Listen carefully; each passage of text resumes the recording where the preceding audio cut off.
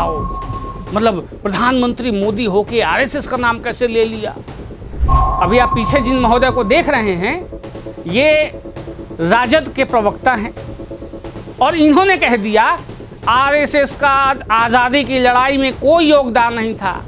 इन्होंने कह दिया कि हमने कहीं सुना है, कई इतिहासकारों ने लिखा है कि आरएसएस जो थी वो विदेशी लोगों द्वारा बनाई गई एक संस्था थी। नमस्कार, आप देख रहे हैं बात मुद्दे की में आज हम बात करने वाले हैं कैसे प्रधानमंत्री के 103 मिनट के भाषण में से केवल 3 मिनट वायरल हो रहा है और देश में मच गया है घमासान। बने रहिए आप हमारे साथ।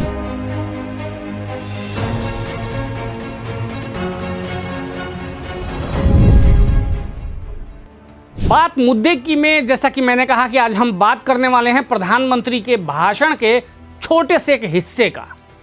जी हां, इस साल स्वतंत्रता दिवस के मौके पर लाल किले की प्राचीर से 12वीं बार प्रधानमंत्री मोदी ने भाषण दिया और ये भी अपने आप में इतिहास में जुड़ गया कि प्रधानमंत्री मोदी इंदिरा गांधी को पीछे करके दूसरे ऐसे प्रधानमंत्री बने जो 12वीं बार लगातार झंडा फहरा रहे हैं लाल किले से। अभी भी जवाहरलाल नेहरू पहले ऐसे प्रधानमंत्री हैं जो इनसे भी आगे हैं। खैर, अब बात करते हैं उस मेन पॉइंट की जिसके वजह से पूरे देश में राजनीतिक जो गलियारा है इसमें हलचल मचा हुआ है। वो ये था कि अपने भाषण के दौरान प्रधानमंत्री मोदी ने कुल 3 मिनट के आसपास आरएसएस का नाम लिया। उन्होंने देश के जो आज सामाजिक परिदृश्य है इसमें आरएसएस का योगदान और उसके भागीदारी को बहुत ही अंडरलाइन करते हुए उसका नाम लिया और कहा कि इस तरीके से वो देश की समाज की भलाई के लिए, आम जन की भलाई के लिए सेवार्थ वो सब लगे हुए हैं। अब चूंकि मोदी जी ने नाम ले लिया आरएसएस का, वो भी लाल किले के प्राचीर से, अब विपक्ष को ये पच नहीं रहा। अरे बताओ, मतलब प्रधानमंत्री मोदी होके आरएसएस का नाम कैसे ले लिया। अरे गजब यार, आरएसएस का नाम नहीं ले सकते, कोई विदेशी संस्था है ये, बल्कि ये तो वैसी स्वयंसेवी संस्था है जिसने आज़ादी के पहले से भारत के लोगों के बीच काम किया है, आज भी कर रहे हैं। इसलिए निस्वार्थ भाव से काम किया जाए तो उसकी सराहना करना कहीं भी गलत नहीं है। लेकिन हमारे विपक्ष को तो मिर्ची लग गई। ऐसा लगा कि अरे यार ये क्या हो गया भाई, आरएसएस जिसके हमेशा हम उसका काला चेहरा दिखाने की कोशिश करते थे लोगों को, झूठ अफवाह फैला के, प्रधानमंत्री मोदी ने तो लाल किले से बोल दिया। लाल किले से बोलने का मतलब है इंटरनेशनली वो चीज़ें नोट की गई। अब प्रधानमंत्री मोदी ने वहाँ से बोल दिया, ये तो गजब ही हो गया भाई। जब उत्तराखंड में बाढ़ अभी आई थी, बादल फटे थे, तो आरएसएस के लोग वहाँ पे मदद कर रहे थे। कहीं बाढ़ आ जाए, कहीं भूकंप आ जाए, कहीं कोई दुर्घटना हो जाए, आरएसएस के स्वयंसेवक वहाँ पहुँचते हैं, मदद करते हैं। बचाव राहत कार्य से लेकर व्यवस्था को ठीक करने तक में, खाना खिलाना, पानी पहुंचाना, बहुत सारे ऐसे काम हैं जो स्वयंसेवक निस्वार्थ भाव से करते आ रहे हैं। लेकिन विपक्ष को वो दिखता नहीं। उन्हें लगता है कि भैया ये कैसे नाम ले लिया आरएसएस का। आप आतंकवादी को जी कह दो, कोई बात नहीं। आतंकवादी को साहेब बोल दो, कोई बात नहीं। आप पाकिस्तान में जाके हिंदुस्तान की बुराई कर लो, चीन में जाके बुराई कर लो, कोई बात नहीं। लेकिन आप आरएसएस का नाम कैसे ले लेते हो? मतलब गजब नहीं है कि आप आरएसएस का नाम ले लेते हो भाई? आपको तो लेना चाहिए आतंकवादी जी का, आतंकवादी साहिब का, उनका नाम लेना चाहिए। आप आरएसएस का नाम ले रहे हो। अरे आरएसएस ने किया ही क्या है भाई इस देश में? बस 2-4 ऐसे घटनाएं जो हो जाती हैं साल में, उनमें वो लोग स्वयंसेवक बन के पहुंच जाते हैं सहायता करने। ये कोई बड़ी बात हो गई? नहीं ना। बड़ी बात तो वो हुई कि मुंबई अटैक में सैकड़ों ऐसे हिंदुस्तानी और जो हिंदुस्तान के मेहमान थे उनको मार गिराया गया आतंकवादियों द्वारा। लेकिन कसाब को बिरयानी भी तो इन्होंने खिलाई थी। अब जो आतंकवादियों को बिरयानी खिला रहे हैं, जी साहेब महोदय जैसे सम्मानजनक शब्द से पुकारते हैं, उनको आरएसएस से दिक्कत तो होनी है, क्योंकि आरएसएस जो है वो देश की, राष्ट्र की बात करता है। इनको दिक्कत हो गई कि भाई राष्ट्र की बात करने वाले का नाम आप कैसे ले लेते हो, वो भी लाल किले से। ये ठीक नहीं है। जबकि हमेशा विपक्ष कहती रहती है कि आरएसएस का कोई योगदान नहीं। अभी मैं देख रहा था एक बाइट, अभी आप पीछे जिन महोदय को देख रहे हैं ये राजद के प्रवक्ता हैं और इन्होंने कह दिया आरएसएस का आज़ादी की लड़ाई में कोई योगदान नहीं था। अरे तुम्हारा क्या योगदान था? तुम तो जन्मे ही हो अब। तो जब तुम अब जन्मे हो, तुम्हारा हक नहीं बनता है आज़ादी की लड़ाई में इसका क्या योगदान था ये बताने का या पूछने का। और अखिलेश यादव भैया तो गजब ही करते हैं, मतलब जब भी ये करते हैं कुछ गजब करते हैं। इन्होंने कह दिया कि हमने कहीं सुना है, कई इतिहासकारों ने लिखा है कि आरएसएस जो थी वो विदेशी लोगों द्वारा बनाई गई एक संस्था थी। अखिलेश जी, क्या आपने कांग्रेस के बारे में ऐसा कुछ सुना पढ़ा है? नहीं। एओ ह्यूम साहब ने कांग्रेस की स्थापना की थी, पढ़ लीजिएगा। ये एक अंग्रेज थे। अंग्रेजों ने एक संस्था बनाई कांग्रेस, अपने कुछ चाटुकार लोगों को भर्ती कर दिया, वो हो गई देश को आज़ादी दिलाने वाली संस्था। और जो लोग संघर्ष करते रहे, फांसी तक झूले, वो हो गए राष्ट्र विरोधी। आपको याद होगा सरदार भगत सिंह के साथ राजगुरु भी फांसी के फंदे पे झूले थे। महाराष्ट्र के शिवराम हरी राजगुरु स्वयंसेवक थे संघ के। अब आप कहोगे कि संघ की कोई भूमिका ही नहीं थी। संघ की बहुत बड़ी भूमिका थी। और तभी भारत जब आज़ाद हुआ, जवाहरलाल नेहरू के टीम के रक्षा मंत्री बलदेव सिंह ने तत्कालीन गृह मंत्री सरदार वल्लभ भाई पटेल को एक पत्र लिखा और उस पत्र में उन्होंने कहा कि पंजाब के हालात बहुत खराब हो रहे हैं, मुझे लगता है कि इसमें हमें आरएसएस का सहयोग लेना चाहिए। और गोलवलकर साहब से परामर्श लेने की भी बात कही है।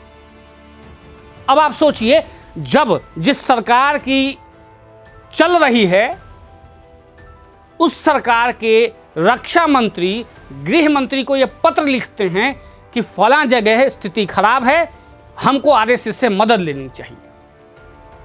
अगर आरएसएस से मदद लेने की बात उन्होंने कही, कांग्रेस के लीडर थे वो, और आज के जो कांग्रेस के लीडर हैं वो कह रहे हैं कि भैया आज़ादी में क्या योगदान था।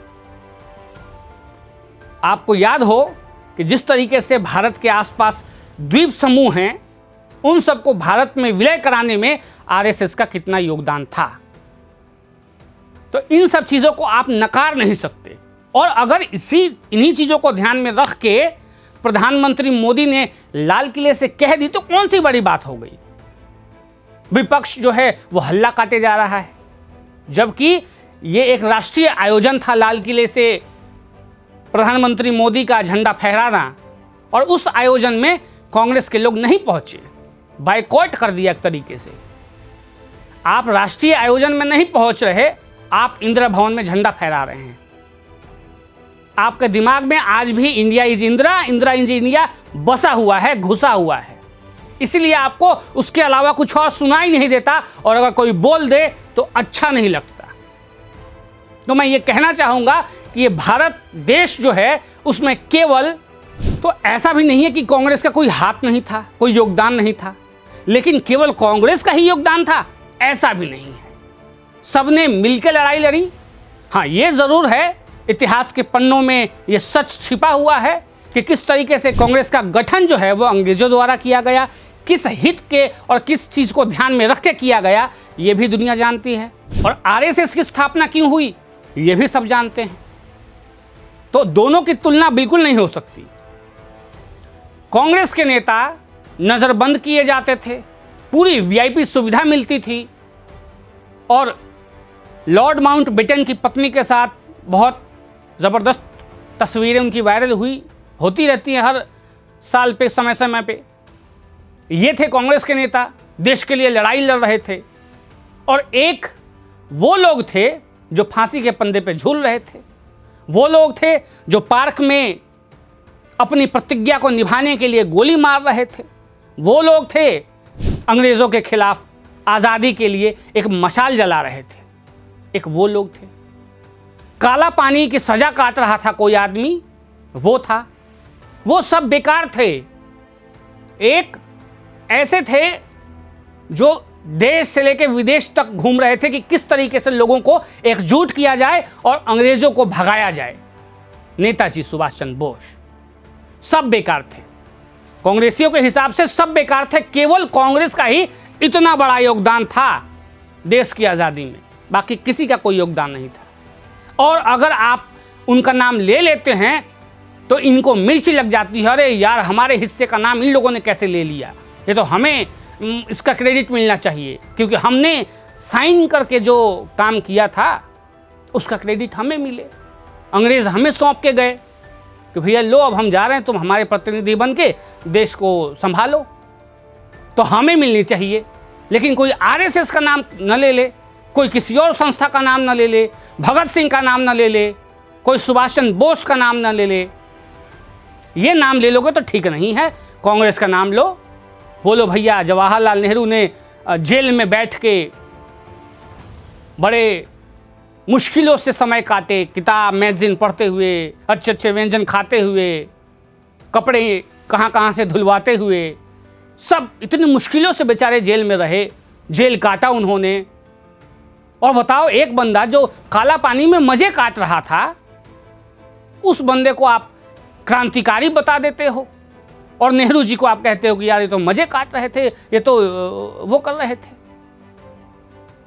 देश की सच्चाई आपके पेड़ इतिहासकारों ने जो किया है, अब वो नहीं चल सकता। अब लोग सच जानने लगे हैं, सच ढूंढने लगे हैं, और ढूंढ ढूंढ कर निकालने लगे हैं। इसलिए अगर आप प्रधानमंत्री के इस बयान का विरोध करते हैं तो सोशल मीडिया पे लोग आपको सुनाना शुरू करते हैं, और किताबों के जो फोटोज हैं वो वायरल हो रहे हैं इतिहासकारों के। तो अगर आप सवाल उठाएंगे, राहुल जी हों, चाहे अखिलेश जी हों, चाहे हमारे राजद के, तो मैं क्या ही कहूँ। वो कह रहा है, राजद का जो प्रवक्ता है, कि देश की आज़ादी में आरएसएस का क्या योगदान है। घोटाले में आपका बड़ा योगदान है, चारा घोटाला, देश की आज़ादी ही तो थी ये, है ना, उसमें आपका पूरा योगदान है। लेकिन आरएसएस जो तब से लेके आज तक पूरे समाज में हर गली गली में लोगों की मदद कर रहा है, जहां उसकी ज़रूरत होती है वहां स्वयंसेवक खड़े हो जाते हैं, वो आपको ठीक नहीं लग रहा। और ये हिंदुस्तान को ठीक नहीं लग रहा कि आप उस पर उंगली उठा रहे हैं। अब कितना नीचे जाएंगे आप? नीचे जाने की भी कोई एक सीमा होती होगी। बिल्कुल जमीन के अंदर चले गए हैं आप तो। और ये लोग वोट के माध्यम से भी आपको बता ही रहे हैं कि आप कितने नीचे हो। और अगर ऐसा ही करते गए तो आप किसी दिन भूतल के अंदर चले जाओगे। इतिहास के पन्नों में कभी कोई एक पार्टी हुआ करती थी जिसका नाम था फला फला फला, ऐसा भी हो सकता है। इन सब चीज़ों से बचिए, देश की बात करिए। ऐसा नहीं है कि मोदी के विरोध के वजह से हम देश की संस्थाओं का विरोध कर देंगे जो देश के हित में काम कर रही हैं। ऐसा नहीं होना चाहिए। बाकी क्या होना चाहिए ये आप कमेंट बॉक्स में लिख के बताइए। आज के लिए इतना ही। जय श्री राम।